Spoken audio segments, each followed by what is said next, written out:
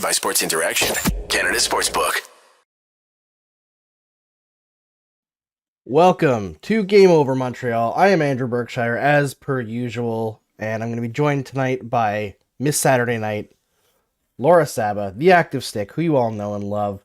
The Montreal Canadiens lost 5-1 in a game that, I don't know, to me it didn't feel like a 5-1 loss in terms of effort level. Maybe I'm just being a little bit too positive after sitting through that Anaheim Ducks game where they probably should have lost like 20-0 against a team that actually fielded an NHL lineup.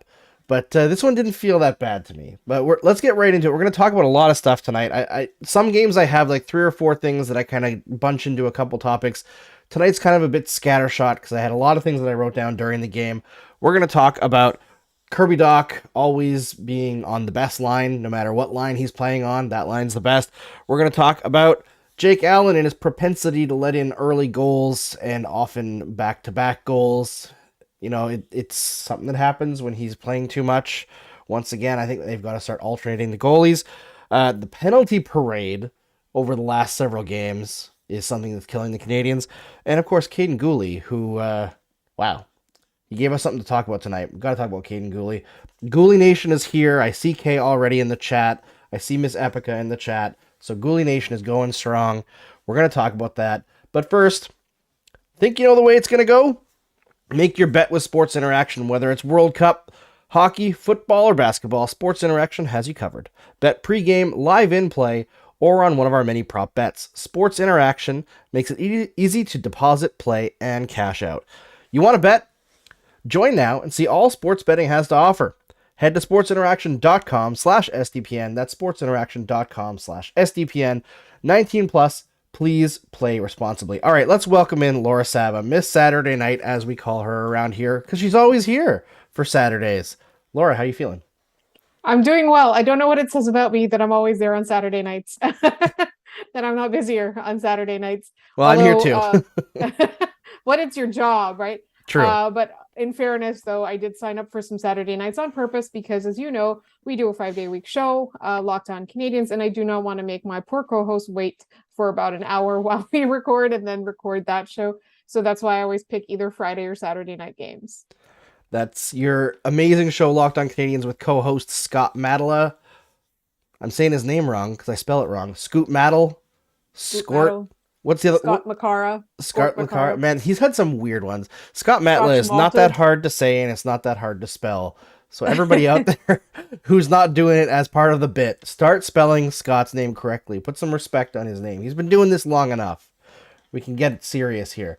All right, Laura, I went and looked through. I didn't check any of the stats during the game. After the second period, I was like visibly annoyed that I had to watch another game where the Canadiens just couldn't get anything done. But at even strength, the Canadiens outshot, outpossessed, outchanced, and out-expected gold the Tampa Bay Lightning in this game, but were outscored 3-1. I think, weirdly, this might be a game to build on a little bit. I would agree with you.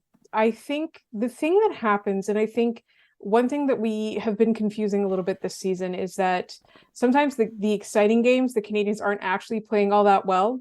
And the boring games, you look at it and they actually are playing a tighter, better, more sound game. And that's one of the ones, unlike you, I did look at the stats pretty much right away. I was looking at the stats throughout the game because I did want to see if my theory on that was true. Now, you can have a really abysmal game like the one that they had against Anaheim where they had no attempts to do anything. They basically were sleepwalking. Or you can have a game like tonight where, honestly, I just kept cursing Vasilevsky because he is definitely... He was great. He's the best goaltender in the league right now. He's the best goaltender playing right now. And you can't convince me anyone else is. I know, everybody comes out, there's like one season or, so the future or whatever. But I think Andrei Vasilevsky, for my money, is the best goaltender in the world playing right now. We'll have a different debate at the end of the season, next season, whatever. So to me, this game really highlighted that the Canadiens are able to follow up poor performances with better strategies. They're able to follow up, a really, really tough I think, really, really tough losses. I mean, that loss to Anaheim was inexcusable, right? But they're able to follow it up with better play. And it also highlights again, one, they need goal scoring, and two, they need power play scoring. And that's definitely something that, is hurting them. I think that the Tampa Bay penalty kill is fantastic. You can't discount the work that they do. And I think that the Tampa Bay Lightning is a team that the Canadiens are actively trying to learn from, even if they don't talk about it all that often. It definitely feels like they're trying to model themselves after a Tampa Bay type team or a Colorado Avalanche team where they want to be consistently good for a long time. So they're learning the better habits from that. And I keep rambling, but I feel better about this loss than I ordinarily would looking at a 5-1 score, right? Yeah, 100%. And the fact that it's against the Lightning also helps that out a little bit. You know, I look at how this game went, and the Canadiens came out, they outplayed the Lightning right away. Like, they owned the puck in that first period, and then it just so happened, literally the first opportunity they got was a partial breakaway. And I know it was a break, but Jake Allen should have had that shot by 100%. Brandon Hagel. I thought it was a 100%. pretty crappy shot, and it just went right through him. And that's the kind of thing where you kind of expect the starting goaltender to have it. And I don't want to go too harsh on Jake Allen, but he has a habit of giving up the first goal very early on one of the first few shots, and often the second goal right after. Like, it's kind of in sequence. This one, there was a bit of space in between, but that puts the Canadiens in a hole very often. Now, oftentimes, the Canadiens earn that 2-goal deficit, but they play down 2 goals. It seems like an awful lot. Yeah, it definitely does. And that's the thing. It feels like it happens too much, doesn't it? And I don't know if it's something that, can be remedied before it even gets to the goaltender, or if it really is the Canadiens really need to figure out what their bona fide starting goaltender situation is going to be 2 to 3 years from now. Because that's a debate that constantly comes up in this market. And that's a question we constantly get asked on our show too, is what is the future of the Canadiens goaltending? And I think, much like I missed Saturday night, Jake Allen is Mr. Right Now. Right? That's what it is. He's Mr. Here. He's Mr. Here, exactly. Yeah. He's not, yeah. So I think that, there's a couple of exciting goalies in the pipeline. I think I don't want to write off Caden Primo just yet, but I feel like it's become kind of apparent that even the Canadiens aren't super sure about him. So I'm hoping that the answer is somewhere there, because I don't want this to be a good team that's let down by bad goaltending. I want consistent, positive goaltending. I want a starting goaltender who might not be the best in the league or the world, but is good enough, right? And so to me, I think we're a long way from that conversation, but I would like for them to have an idea at this point in the rebuild. Yeah, and I guess because last season was so terrible, it feels like the Canadiens have been rebuilding for longer, but we are less than a year into the actual rebuild, right? Like, Kent Hughes was hired, in February, I think. No, that was Martin St. Louis. That was Martin St. Louis. Was Hughes hired after St. Louis or before? No, it was before. No, it was definitely before. So it might have been around this time when Bergevin was fired. It was it was a couple weeks ago, right? It was November, yeah. Yeah, and so Jeff Bergevin Gorton came in. November. Yes. So we're a little bit over a year into Jeff Gorton's tenure, but under a year for Kent Hughes. So it's like we're like getting impatient because last year was so brutal. And now, like, some of those holes are starting to show where the Canadiens, like, bad habits or, like, young players are making mistakes. Now they're getting punished for it. Now the goaltenders aren't as good. And it starts to give, like, those flashbacks to the Ducharme era. And I think people just get, like, really annoyed with games that just get away from them really quickly. Nobody wants to see that at the best of times. But for this team, they want to see the progress. And outside of Kaden Guhle tonight, offensively, they really couldn't get it done. I think one of the issues that they had this tonight, and I was hoping that one of them would find a way to do it, but the best scoring chances for anybody on the Canadiens tonight came from 2 from Yoel Armia, 2 from Jonathan Drouin, and 3 from Michael Pezzetta. And great for them that they're getting chances, but if those are the guys getting the best chances, You might not be winning the game. It's just the way it's going. You need to give them Cole Caulfield hands, or even Yes. Mike Hoffman hands. Yeah. Something, right? And unfortunately, that's just the way that it broke. Like sometimes you get the chances or you earn the chances and it ends up on the wrong stick. Not necessarily that a player can't score, but Yoel Armia, I said the other night that he has the confidence of a grade 7 boy at his first school dance. Like all the boys lining up tight against the wall, looking at the girls like, no, don't talk to me. Like that's how I see Yoel Armia right now with the puck. Unfortunately, eventually he's going to score, but right now it seems impossible. But it's not happening for him. No, it's not happening. But we had a few comments in here. Kay said that she thought that after 40 periods that they genuinely looked awful. Did I say 4 periods? After 40 minutes. Getting my numbers crossed here. I think the reason why they look terrible is because of a habit that's developed over the last several games here. They were just taking stupid, needless penalties. Like Yes. constant, dumb penalties. Like Mike Matheson's penalty at, I guess, the end of the second there, where he just was beat by a guy and pushed him, even though the Canadiens had a player back. Like there was no real danger there. The puck was going to the Canadiens. It's just mental mistakes like that. Combined, too many men, another dumb mistake. But I feel like it's combined with the whistles aren't going the other way either. And I'm not saying there's anything about bias. It's just like there's ebbs and flows to a season. Sometimes you get the calls, sometimes you don't. And also, the Tampa Bay Lightning are the best penalty lobbyists in the entire league by far. Like Steven Stamkos just doesn't even get a penalty, and he's still yapping at the refs trying to complain about a call, right? But there was no difference in my mind between what Mike Matheson did in the second period, and then I think it was Juraj Slavkovsky kind of tipped the puck into the offensive zone against the Lightning, and Eric Chernak stepped into him and knocked him down. Literally no difference. Both players tipped the puck further on and chased after it and were interfered with. But all of a sudden the whistle goes away. Like it's that combination of the stupidity and the other team not getting punished for their stupid mistakes, and the fact that power play is terrible in general. It's just too much to overcome, right? And as long as the power play remains bad, it's going to be extremely tough for the Canadiens to eke out wins against teams of the quality of the Lightning, because you need a team like that to have some level of fear of cheating. And they didn't. And that's the thing, is that I think the Canadiens just sometimes it looks like they're frustrated, right? And I often think it's not just the Canadiens, any team. Sometimes they get like undisciplined when they're not good or when they're frustrated. I think frustration is one of them, and I think they're frustrated with themselves and they're shooting themselves in the foot as a result. And I mean, who among us, right? But you can't do that in a hockey game, especially not when, like you pointed out, they're just not getting the calls. Yeah, absolutely. What did you think of Kirby Dach tonight? Because as the season goes on, and actually, before we get into Dach, I should say, everybody who's here, got to do my thing.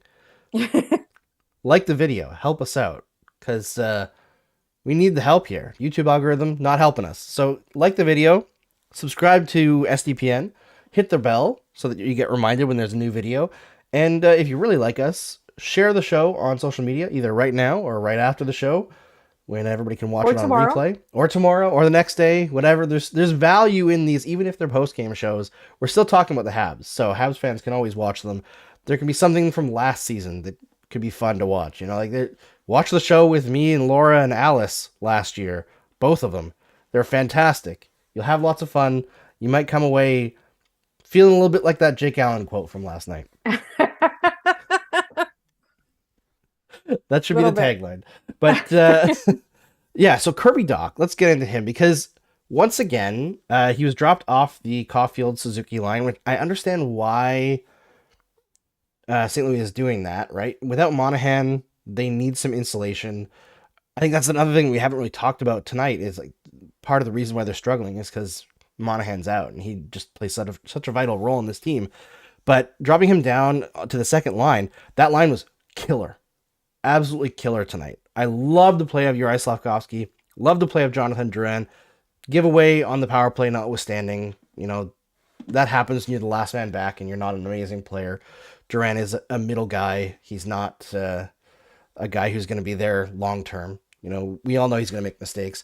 But Kirby Dach, every line that he plays on is the Canadiens' best line. I think that says a lot. And I feel like, I think we've talked about this before on this show. I'm not sure, but we definitely talked about it on ours, is that with Kirby Dach, people get really bogged down in certain minutia, right? Like we talk about the face-off, or we talk about how many goals he didn't score. Or we talk about that one mistake he made, or one time he was behind the puck, or one time he was ahead of the puck or two ahead, or one time like we didn't like his edge work. Like there's always something about Kirby Dach where it's like, it's a thing. It's one element of one game. It's usually not something that he's consistently bad at, for example.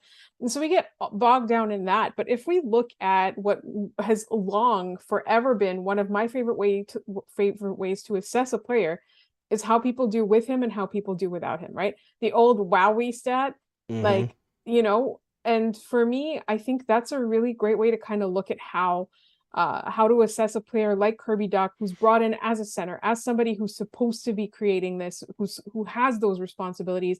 You look at who he plays with, and you look at whether or not he elevates their game or drags them down. Is he being the sheltered player, or is he being the one who's being put in a position to succeed, or is he the one that is creating positions for other people to succeed? And I think with Kirby Dach, that has been so key. There's somebody that we've had on both of our shows, Sebastian High, right? He does those threads where he does analysis of players, and I think with Kirby Dach, that's something that has been evident in his analysis of Kirby Dach. Like I really love paying attention to what Sebastian does, because it's visual, it shows you, it's examples, it's evidence-based, and there's so many instances where Kirby Dach is the person that is driving the play or driving the success of a line. And I really like that. And I think, we got very lost in all these other debates and conversations when the trade happened, or in the preseason, or even in the early going of this season.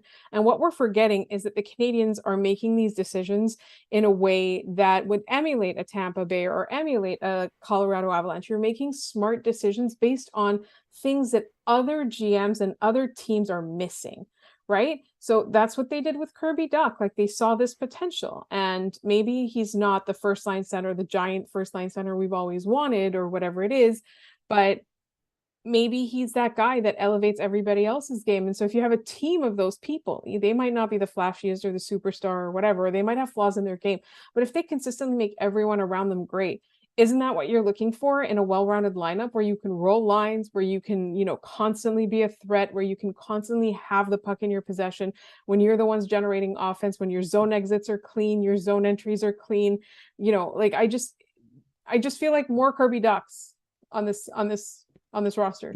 Let's trade for more of those. Yeah, I mean, the fact that he was a guy that he was clearly targeted, and like you said, credit to Sebastian, because he's probably the first and only person that I follow, at least, that was very high on Kirby Dach from the moment that it happened. Everyone was like, "Oh, maybe he could be a decent player." Like it's a good bet, right? That was my thought. It's a good bet to trade a mid first round pick for a guy who was third overall, hadn't quite worked out with Chicago, had some injury issues, but I didn't think he was going to be this good, not this quick.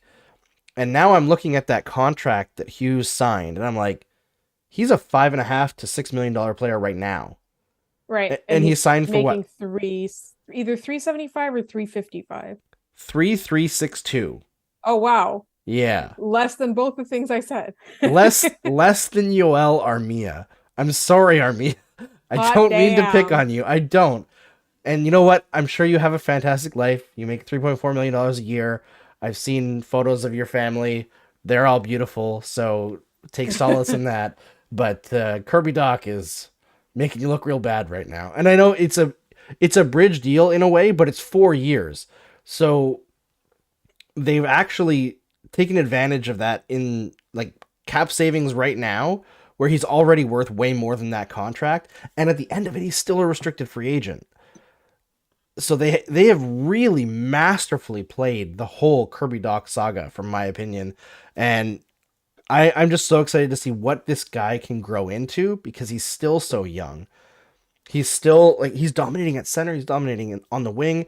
No matter what role they put him into, he's fantastic. And I did see there were some comments saying that Like, to be fair, Monahan, when he was with Slav and Anderson, also had outshined the top line in certain games. For sure. I mean, we're not going to stop complimenting Sean Monahan on this show. We're all blown away by how great he's been as well.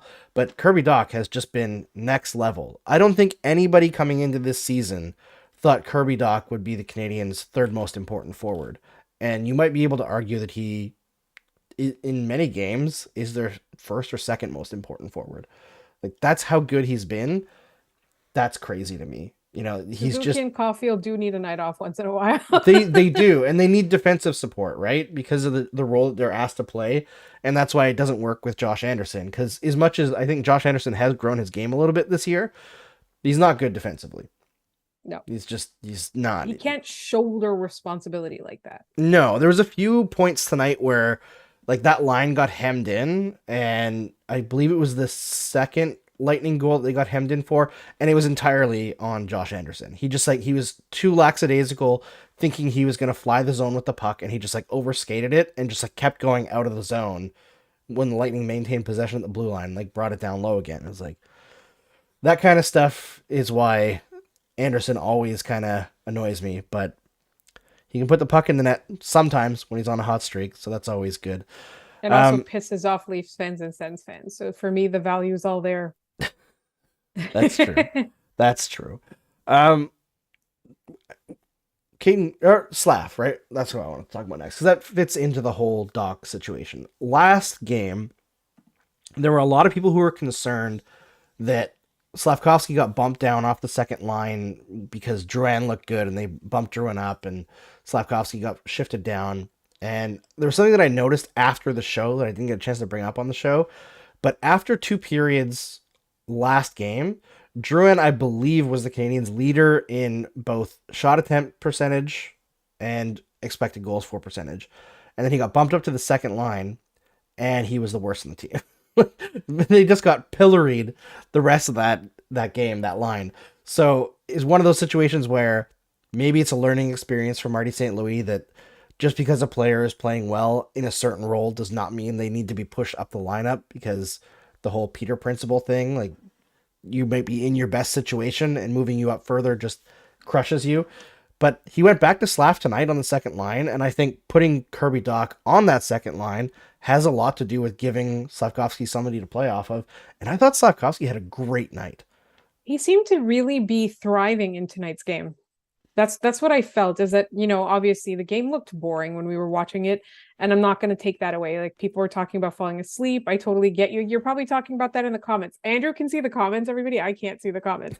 But I think because it looks like that. Like, I thought both, and I know we're going to talk about Guhle a bit later, but both he and Guhle looked like, you could see from the way that they were playing, it felt like inspired play. They looked like they were thriving. And I think, you know, Kirby Dach is a great person to compliment him. The problem is that Kirby Dach makes that first line so much better. Yeah.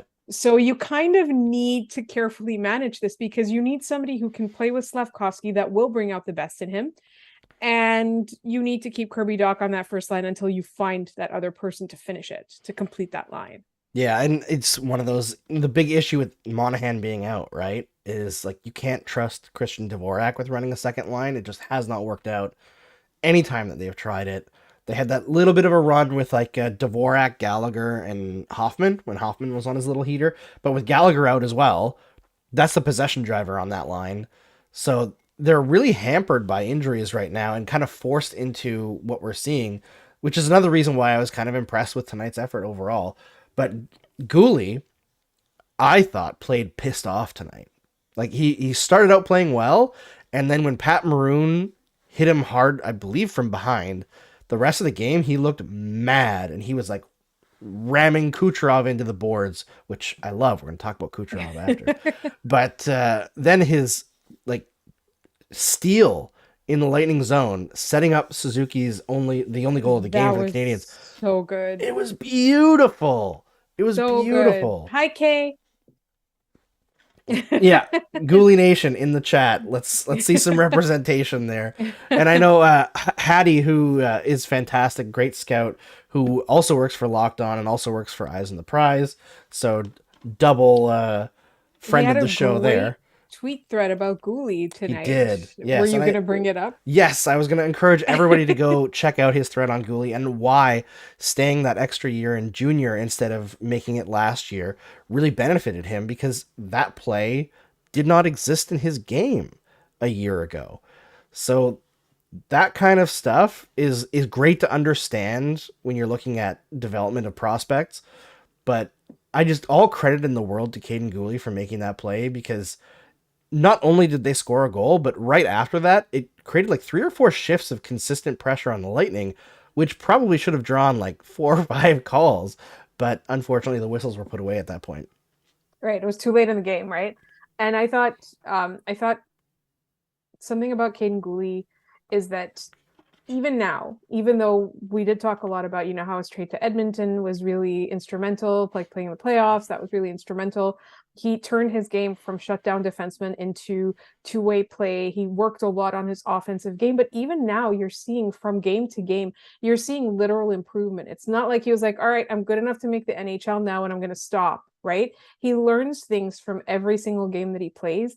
And he gets more creative as time goes on. And it's interesting because he's doing this, usually playing alongside somebody like David Savard. And like just the fact that he's able to increase his offensive potential and his creativity is it's just a testament to what a good player he is. And I, we talk about it so much. We underestimated him to begin with, but I think now he's even surpassing the high expectations he set for us when he made the team this season. And our expectations were high, and they continue to be high. We know that the league is now coaching against him and game planning against him. We know that Kent Hughes is getting calls about him, and don't trade him away. I want to watch him on this team for a long time. And you see that even with all of that, he continues to work so hard to improve his game. And he has a bad game, he follows it up with a good one. I haven't seen 2 consecutive games from him where I didn't like what he brought to the game. And he's one of those defensemen as well, because he plays so many minutes, I think, and because they play him in so many situations, if he has a bad game, the rest of the team kind of has a bad game. It's the same thing with Nick Suzuki, right? Nick Suzuki's all over the ice for so many minutes. He has a bad game, you can see the entire team has a bad game. Same with Kirby Dach, for example. These guys are going to be the leaders of this team, or the anchors of this team, or whatever you want to call it, the core that they build around when this team is good. Just watching Kaden Guhle be this good in his first season is just so gratifying. And it's such a fun thing to watch as a Canadiens fan, knowing that the rest of the season is probably going to be S. Yeah, 100%. And Miss Ebica in the chat brings up that he's currently carrying Joel Edmondson as well, who is not the easiest guy to play with at the moment, than not having the best season. And it's true. And I know that a lot of folks from other markets, especially analytically inclined people, don't understand what people are talking about with Kaden Guhle. I would suggest to go old school media guy on you to watch the games. Because they're like, analytics are great. I'm an analytics person, but there are nuances to this stuff that you can't get for especially a guy like Kaden Guhle from just throwing up a WAR stat or like looking at relative Corsi. Kaden Guhle is being put in a situation that is literally the worst possible situation you can put a rookie defenseman in. Surprise, kid, you're on the top pair of a rebuilding team that can't really defend very well, and you're going to carry either David Savard or Joel Edmondson at all times, playing the toughest minutes on the team. Like, what is everyone expecting him to do? PK Subban played third pairing for half of his rookie season. Right? He played with like Alex Picard, I think his name was, and then Hal Gill. And it wasn't until around January where Jacques Martin started to trust Subban enough to start playing him higher up in the lineup. And he brought Hal Gill with him to the top pairing. And you saw Roman Hammerlick and I think Jaro Spacek move down to the second pairing. And all of a sudden Subban was the guy. Kaden Guhle's not going to be the guy like Subban in his first season, but I think what we're going to see is next year, he's going to be the biggest improvement from underlying numbers, because he's going to be put in a better situation on a slightly better team. Better partners, and his own game will grow. Because I do think it is tougher to translate like defensive defenseman into the NHL at 20 years old than it is an offensive guy. Like, you look at what Mike Matheson is expected to do, and Mike Matheson's numbers this year for the Canadiens, outside of like goals for and against, because he's been crazy unlucky, are fucking phenomenal. Like, they're incredible. But That Matheson, I didn't know. yeah, they are insanely good. Like, some of the best in the NHL. But Wow. Matheson is allowed to do things and take risks that Guhle, I'm not saying St. Louis is saying he can't, but I don't think Guhle feels that he should take because of the responsibility that he has. Whereas Matheson is like, we know you're a veteran, we'll deal with the issues, right? Exactly. Yeah. And Guhle is developing his game as a much more responsible defenseman, and I just, you can see watching him, the right plays are being made. He's usually making the right reads. Does he make mistakes? Absolutely. Sometimes he'll fall down when Trevor Zagras makes a very nice shimmy shake, right? And that happens to every defenseman in the league. You know, great defensive players. Raise your hand if you've been victimized by Trevor Zagras. Exactly, right? Like, Jeff Petrie was a great defenseman for the Montreal Canadiens for years, and every 5-6 games, he would get absolutely walked by somebody, because that's kind of what being a defenseman is. The other option for that kind of situation is, if you're going to be a defensive defenseman, you could be a Shea Weber and just keep a huge gap so you never really get walked. But then it opens up a huge amount of space in the middle area of the ice for players to shoot on you. And that's why, like, Shea Weber always had a big effect on goalies' high danger save percentage, because he would stick in close to the net. But in the middle distance, the save percentage dropped because he gave more gap there, right? So it's a trade-off. And I think Guhle is making the right decision for the way the game is trending, and you can see him adding elements to his game as he becomes more comfortable. I just think he's going to have a gigantic breakout year next year, and I'm super, super excited about it. Trizak saying, breaking, Andrew Berkshire forsakes advanced stats for the eye test, more at 11. I've been doing it a lot this season because I think the advanced metrics just aren't as important for a rebuilding team as watching the underlying stuff underneath those, right? And you guys know I worked for a private data company for 5 years. I had access to data that showed things that you wouldn't that wouldn't necessarily fold into the outputs that we get in public data, but could predict like where somebody was trending, right? Like, I don't know if you remember, Laura, but Jack Hughes in his rookie year and even his sophomore year, people were like all over him, just like trashing him, saying that he was never going to be a good player, couldn't finish, blah, blah, blah, blah. And the whole time I was looking at the numbers that were like his personal inputs to plays through, I don't want to name the company because they let me go. That kind of data. No. What do you call it? No shilling for companies that let us go. No exactly. Free publicity. Exactly. No free publicity. If they want to sponsor the show, fine. I'll name them. But my price has gone up. Anyway, I looked at that and I was like, no, Jack Hughes is going to be a gamer. Like, he's fantastic for an 18-year-old who needs to put on a little bit of muscle. Like, his numbers were fantastic. And lo and behold, look at this. Look at what he's done. It's the same thing. I remember Chris Boucher at the time said that like Matt Barzal was going to be the steal of his draft. And everyone was like, Matt Barzal, he can skate, whatever. And Matt Barzal, first line center, fantastic player. Draft. Exactly. So there's things beyond public data that can tell you stuff about players. So you do have to marry that with like video analysis. It's why stuff like the reels that Dmitry Filipovich puts together are so interesting. The threads that Sebastian High puts together are so interesting. It's why it's so important to talk to scouts who actually watch these games, right? And break things down from a point of view that we don't often talk about. So Guhle Nation, be strong. He's going to be fantastic next year. He's already great, but he's going to be a real gamer. I think that's the thing for me, is that I look at individual plays a lot this season because we know, like you said, the overall underlying numbers are unimpressive. Sometimes I'll look at a heat map and then I'll be like, why did I open this? It ruined my night.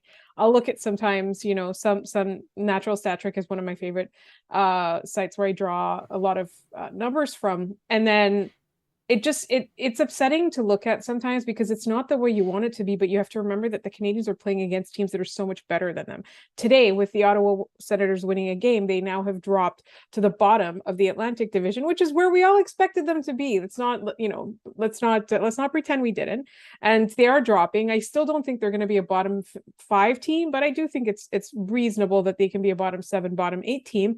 I think what we were talking about is like, do we look at individual plays and are players getting better? And when you see them do things in a more skilled way or having better instincts in a response to a situation, making better reads, as Martin St. Louis would say, when you see them learn from previous, whatever gaffes, mistakes, or even just underwhelming play, and you see them get better in individual spots, eventually, guys that are young and still learning, like your Kaden Guhles, your Kirby Dachs, your even your Slavkovskys, which like I would still consider Slavkovsky very raw as a player. Oh, 100%. But you see them get better instinctually. You see their hockey IQ improve game to game when you see them attempt plays in a better way or anticipate mistakes that they made last time and correct for them. And so that to me is like the real meat and fun of a rebuilding season. And I think that, like you said, those reels that Dimitri puts together, or Sebastian Heist threads, like those individual moments that you can read, you can see the situation, the context, how they respond to it. Like there's so much nerdery in that like I don't need to know all the underlying numbers. I can just kind of just enjoy the season for like the little improvements that the future of this team is making. 100%. All right, I'm gonna cut the Montreal Canadiens talk there for a second and do one little bit on Montreal Canadiens adjacent. I kind of hinted at it when I talked about Guhle wrecking Kucharov there for a second. Sorry. But I don't know if there's anybody in the league that I want to see get destroyed in a completely legal manner as often, like every game if possible, as Nikita Kucherov. And I know that that's like coming at it from a Habs perspective, and obviously like a lot of Canadiens fans don't like him because he was doing his little shit talk when they won the Stanley Cup, and which was like the most poor win. I know everybody thought that was like super funny outside of the market, but that was like extreme loser energy to me. You just won the Stanley Cup and you're like, I need to shit on the fans of the other team. Like, dude, you won the Stanley Cup. Maybe that's what you should talk about. But anyway, I don't think there's anybody in the league who gets away with as much rat bastard shit as Nikita Kucherov. And the whole game, I was just hoping that, again, completely legally, that Arbor Jacki or Kaden Guhle would catch him at the wrong moment and just put him through the glass. I hate that guy. I know I respect his talent. He's amazing, and I respect the move, like the shit, because like you always love those guys when they're on your own team, right? But right. Man, he is the most hateable guy, and it kind of transfers through to the whole Tampa Bay Lightning roster. Like they're just a team. They work the refs perfectly. They know exactly how much they can get away with, and they push that line further and further every season. But every year now, I'm looking at them and I'm like, they can't keep getting away with this. They can't go to the Stanley Cup final again. I'm tired of them.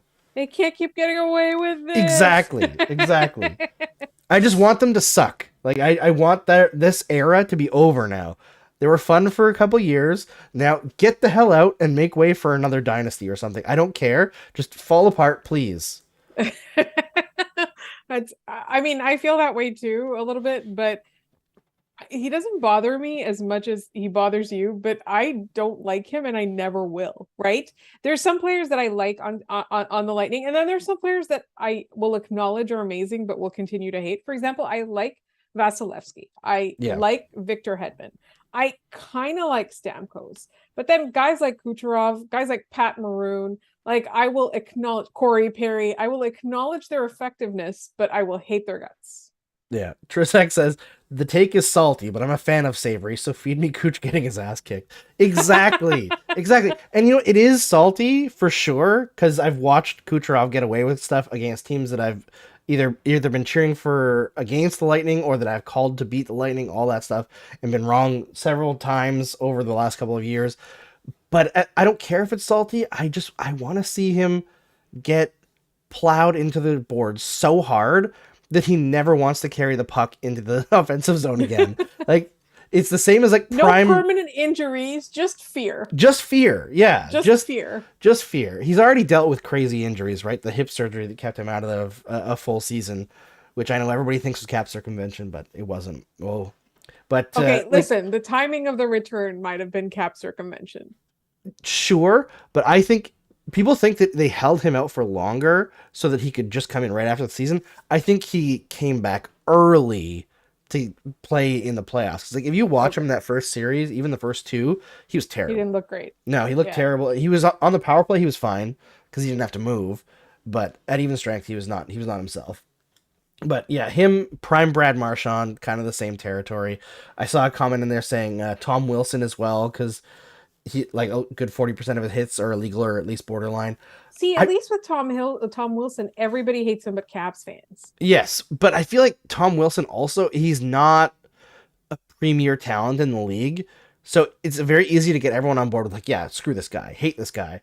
But Kucharov and Marchand are unbelievably good. So not only are they dirty as hell and draw penalties, they also kill you on the scoreboard, which is the worst trifecta for every opposing team. Yeah. Who's going to be one of those? That's a good question, Laura. We'll have to get that message to Can't Use. They've got to find an absolute shit disturber. Kay brings up Chris Kreider still. Yes, of course, Chris Kreider. Fuck that guy. The most devious man in New York City. All right. That's all I have to talk about for tonight. Thanks, Laura, for joining me. Thanks for everyone to come and hang out. It's always fun doing this show. And we will be changing things up in the new year, actually. I'll announce that tonight. It's going to be a little bit different. We're testing things out because YouTube hasn't been working out for us right now with the algorithm. Our numbers are below what they were last year under Ducharme, which makes no sense because I feel like people are having more fun watching the team, even if they're losing right now. But we will be just Game Over Montreal. We're going to be the pilot for this, just kind of testing things out. We will not be live in the new year. We'll record right after the game as per usual. You can send questions through Twitter or the SDPN Discord. We can interact with you there, but we won't be able to interact live. And then we're going to post the video as just a YouTube video and see how things play out. If nothing really changes, we'll go back to live. We're going to probably do that for the full month of January. And we'll see how things change. Maybe YouTube will fix their BS by then and we'll be able to search for this show and actually find it. But either way, we're still going to have fun. We'll still have lots of awesome content for you.